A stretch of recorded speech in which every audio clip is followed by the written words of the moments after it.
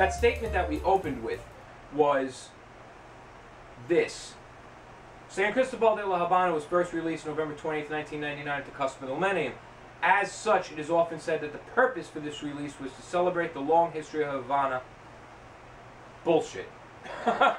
Because, like I said in the beginning, that's really not true. I mean, it would be true if that one brand came out, you know, or if that one brand came out on the millennium to celebrate the long history of Havana. But it did not. Or even, well, okay, 1519, 1999. Well, that's kind of an odd number, you know. It's even at the end, but it's not like, you know, 500, 600, 650 even. I think it's bullshit. And the main thing that makes me think that is not only the fact that there were several other brands released all around this period, but due to the changes that were going on throughout the 90s. Now, we'll look at a short list here and give you an idea of what caused this surge of releases to happen. Because we're not only talking about San Cristobal in 1999, we're talking about Trinidad in 1998, we're talking about Vega Robania and Vigueros in 97, and Cuba in 96. So that's a lot of new Cuban brands in a very short amount of time, considering that there is such a small amount of Cuban brands on the market at any one time since the revolution. In 1991, as you might remember, recalling from our Trinidad and our Cohiba episode, we talked about Davidoff. Davidoff upped and left in 1991. No more Cuban Davidoffs. The same time, Dunhill got out. That was bad news. The two most high-end prestigious brands are gone. They are no more. So they need to do something quick to get things going. However, that's something that some people know, some people don't. What some people fail to remember and associate with this whole scenario is that at the same time Davidoff and Dunhill leave, the USSR collapses. It's 1991, December 1991, the Soviet Union becomes no more. That's really bad news for Cuba. Not only did they lose their two most prestigious cigar brands, but their biggest backer is basically broke. They're broke, so Cuba's broke. And they need fucking money. So the first thing they do is say, we need a new cigar that is the most prestigious of our ranges. Something that represents all Cuban cigars. They create the Siglo series. They revamp Cohiba to wear the gold embossed bands, making them look much more fancy than they ever did with those horrible, flat, unembossed, black, checkered, dotted pieces of crap, counterfeitable crap. But, you know, they're trying to get their image up there. They released the Siglo line, they dress Cohiba up, but this is not nearly enough to make up for how broke these guys are going. So in 1994, Habanos SA is formed. Now, we always go around saying Habanos SA, but a lot of us don't know what the fuck Habanos SA is. Habanos SA is the sales arm of the Cuban tobacco industry. Okay? So in 1994, they established a sales arm, whereas at the time, Cuba Tobacco is the manufacturing arm. That too will soon change. But if you think about it, it was such a government, it still is a government-run operation, but it was such a government-run operation that they were just producing cigars through Cuba Tobacco with no sales representation whatsoever, really. So you have no sales team. You're a business, but you have no sales team. That sounds real fucking good. Well, how did they sell anything then? There's two things, two ways they were doing it. One, just about all, probably about 90% of the brands in existence are post-revolution brands, some of which are well over 100 years old. These brands are known throughout the world already. They don't need any promoting. Brands like Partagas, brands like Romeo y Juliet, even smaller brands like Gloria Cubana. These are old brands. They don't need any help. So there's that. to the post-revolution brands that were coming out. And I think this was actually Cuba doing some experimentation in the early years after the revolution. The post-revolution brands had backers. They had people with an image backing them, like Davidoff, like Dunhill. That's the way those brands worked. So brands like Davidoff and Dunhill, they have people representing them. And they become famous, you know, giving them an image. The image behind Davidoff was always this fancy, high-class, the good life, so to speak, right? That's how they were promoting that. But in '91, Davidoff is gone. Dunhill is gone. They're left with nothing but a couple of dozen brands that have been around forever. They're even holding back brands like Cohiba and Trinidad. They're not releasing these.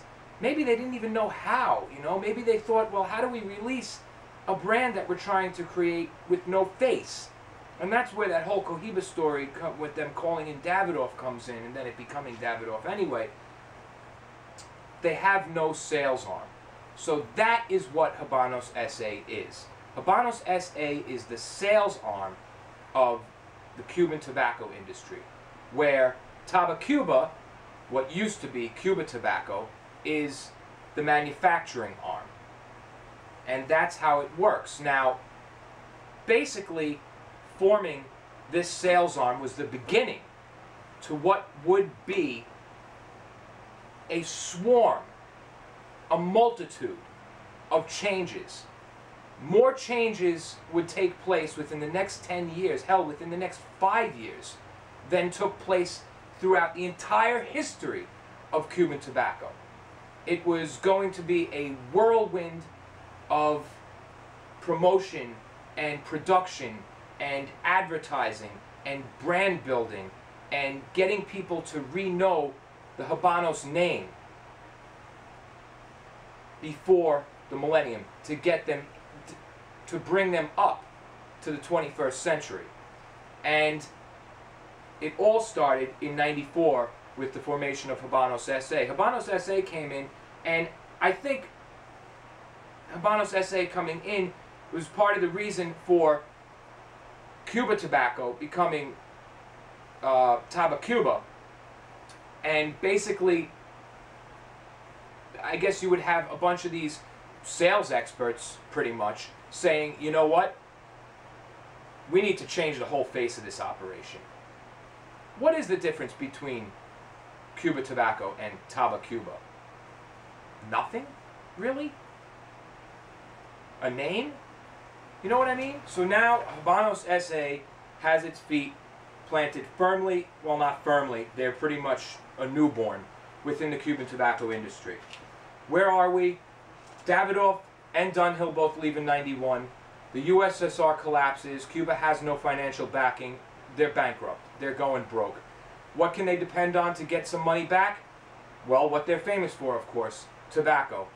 How are they going to tell the world that, look, these are where you get cigars, you know? I mean, it's always been Cuba throughout the world until the embargo. So you see that, oh man, it's just horrible. You have this embargo they're struggling with already, and then their two most prestigious brands leave, and then the USSR collapses. So it may be in the long run, that the embargo actually helps Cuba. Because after they come out of all this crap and form this sales arm, you know, they can depend on that instead of only depending on the faces of post-revolution brands and only depending on brand backing. It's almost like that didn't work for them, because after that they never had anybody back a Cuban brand again. Ever. They just didn't. So I don't think they want to go that route again. After what happened to them, they're probably pretty pissed off about it. But, you know, Davidoff had a right to be pissed off about what he was pissed off about too, I guess. So, what I mean by that in the long run is that Cuban cigars slowly but surely become legendary in the United States, even among people who don't smoke them. Cuban cigar becomes a household name for anything extra fine, anything representing the good life, something so good you shouldn't have it. You know, they become a thing of myth. a thing that's the ultimate simply because you're not allowed to have it. Americans don't like being told what they can and cannot do, have, smoke. So that helped them in the long run, I assure you. It's said that more cigars are exported to the United States than any other country. I don't know if that's true. It's something I heard. I should look up some statistics online from some reliable sources and see if that's true. But it's definitely something that helped them in the long run. Anyway, we are getting very close to finishing our second third.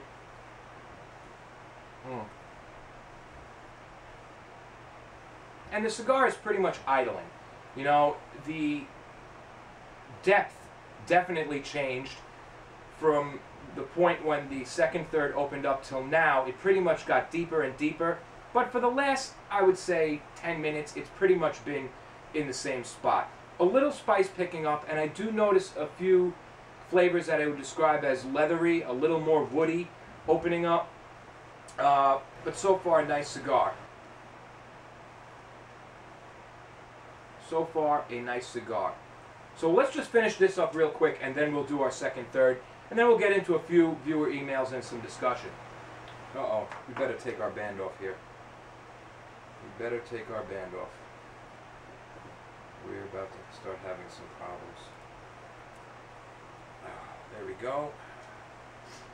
So, in '94, Habanos SA is formed, and in less than 2 years, Cuba sees the first new brand in quite a while, Cuba. And then we have that frenzy of brands I mentioned before, 96 Cuba, 97 Vegas Urbana Figueros, 98 Trinidad, 99 Cristobal, and then in 99 as well, a huge thing happens. Altitas SA purchases a 50% share in Habanos SA, basically joining forces to run this company together, right before the millennium. Altitas SA is formed by a merger between France's SETA, S-E-I-T-A, and Spain's Tabacalera SA. These are basically, I would guess, the Cuban tobacco distributors for those countries at that time. They form a merger to form a bigger company, Altitas SA, and then buy a 50% stake in Habanos SA. And this is where things start to really take off. There's one more step though. Coming into the new millennium, in 2001, Cuba is formed. Cuba Tobacco is out. So, what does that mean though, really? Well, what is Cuba Tobacco? Cuba Tobacco is the manufacturing arm. We have Habanos SA now as the sales arm, Cuba Tobacco as the manufacturing arm. If you look back at Cuban cigar history, even just through a buyer's eyes or a collector's eyes, nobody wants boxes from 1999, 2000, 2001. These are considered some pretty awful years. That's why if you go to websites that have aged Habanos, you'll always see boxes from those years just sitting there. It's not, and then you won't see any boxes from like 2003, 2004, 2005. You may see a couple here and there. You definitely won't see any from like 95, 96. You have this little period right around the year 2000 where cigars were just awful. The manufacturing was terrible. Cigars were plugged left and right. They were overproducing. They were handling way too much. So like, say production of Partagas, just number-wise, is 10,000 a year. All of a sudden, they're producing 20,000 a year, and it's just bad. It's bad. So, what do? Do they kick out all the old factories and take all the workers and fire them all and form a whole new thing? I don't think so. You know, they've been doing things the way they were doing things for hundreds of years, so I don't think it's that. I really think what happened here, it's almost like a joke. Cuba Tobacco becomes Cuba, you know? So it's almost like a joke. I think what really happened here, more than anything, is a facelift. Probably initiated by the recommendations of Habanos SA and Altadis, saying, look, these cigars are fucking terrible. We need to say we did something about this. Anyway, whatever they did, things started working. We're not going to get into anything much past 2000. We can talk 2001 right there. Talk more about that later. All I can say is that from that point on, up until now, there were a whirlwind of changes that did nothing but good for the Cuban tobacco industry. It's night and day compared to what Cuban cigars used to be. Personally, I think the cigars between 2006, 5, 6, up to 2010 are like my favorite right now. The cigars from 2011, 12 are also very good. 13 and 14 are really a little too young for me to tell if they're that good or not. You know, I really usually, generally, I smoke cigars after the box has a good 3 or 4 years on it. But right now, cigars that I go back to from 2009, 2010, unbelievable. I mean, those Partagas 2009s that I always bring up, they were fucking phenomenal. So that's it for our little Cuban history lesson to bring us to where and why and what's going on with that, and why San Cristobal was really created to celebrate Cuban existence. Really, come on. You could, come on.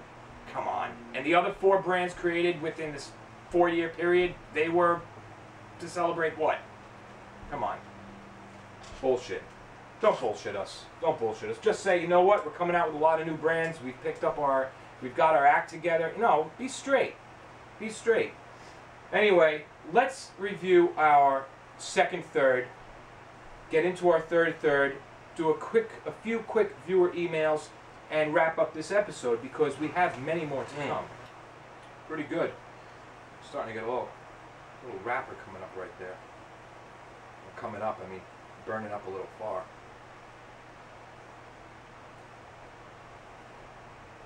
That's another something I do, one of my little tricks. Cigar is burning around. If all of a sudden a piece of wrapper starts coming up too high, get a little bit of spit just right around the edge there. You can actually sizzle it out and just let it catch up. Okay, so our second third. A lot of increase in depth. A lot of depth. The first third, like we said before, started out kind of strange. A little spicy, a little sour. All of a sudden some sweeter notes start opening up, like honey. You can also sense a lot of, weediness, some grass, cedar. Then things after the first third start to really deepen up. The cigar becomes a lot more bassy. Some vegetal notes, some really more intense weedy notes along with more honey. Salt opens up. Spice kind of dies down. But in short, the cigar starts acquiring a lot more flavor and a lot more depth. And it does this for a good portion, maybe 60%, beyond the halfway point of the cigar. And then it idles. It stays at that point. And it's been staying at that point until I recently just got into ash came off, gave it a few puffs, and now we're definitely into our last third here.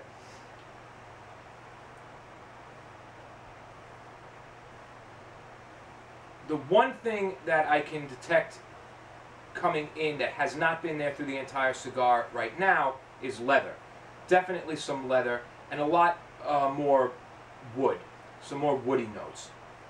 Not necessarily good notes, but not necessarily not necessarily bad notes.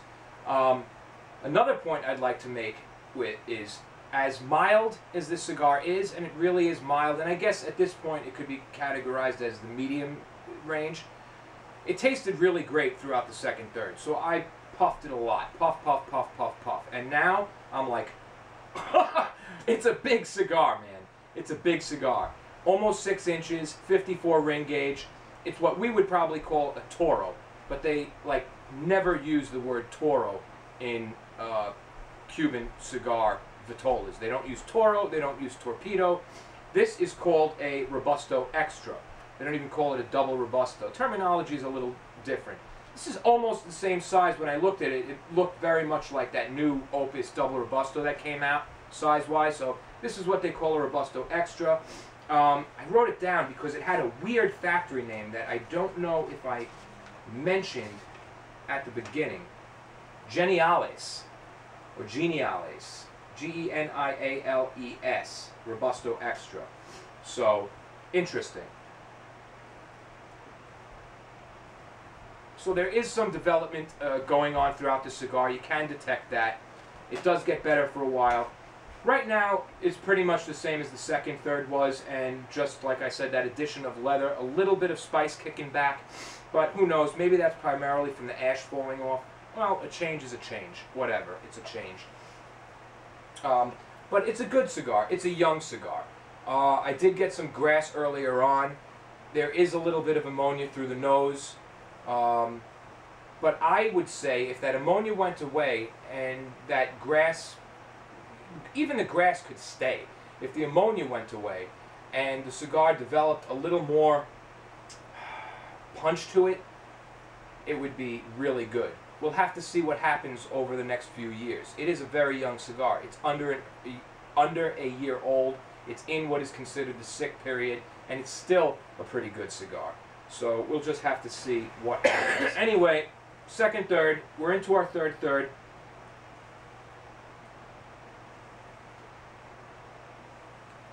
Subtle salt, subtle spice, you know, a bit of gramminess, some wood, you know, a little more on the oaky side, I would guess, starting to develop, some leather coming in. You know, nothing too outrageous, but still a good Cuban cigar. If you like the Amensos, you might like these. I mentioned this earlier in the episode. I've smoked a lot of Amensos, so I know what they fucking taste like by heart, you know, and this has a lot of the same qualities. Let's look at a few viewer emails, shall we?